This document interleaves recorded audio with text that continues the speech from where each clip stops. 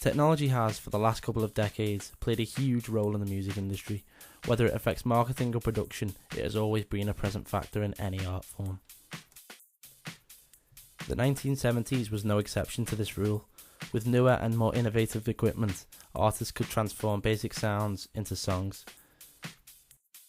Partially to blame for this innovation is the Roland Corporation, which was established in 1972, and its products allowed it to remain a top competitor to this day. Also, the ideas of music producers such as Brian Eno contributed to the technological advancements of the music of the 1970s, with developments such as tape delay, as shown in this website. The innovations made by people such as this allow one man to suddenly be able to do the work of an entire band. This, in many ways, can be seen as an inspiration for glam rock artists such as David Bowie or Mark Bolan, otherwise known as T-Rex, whose sound helped to shape the decade's musical history.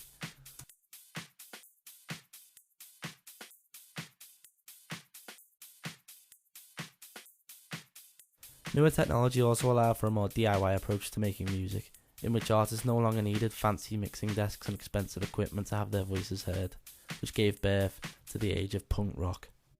The invention of the Minimoog synthesizer is also a key point in the technological advancements made in the 1970s music, as its iconic sound can be heard in a number of top artists' tracks.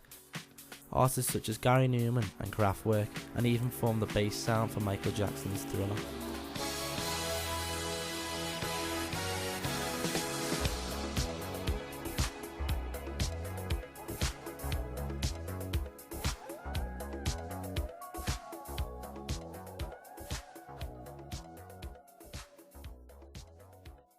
The live shows of the 1970s were bigger and brighter than ever before, with glam rock acts forever attempting to outdo one another. The possibilities seemed endless.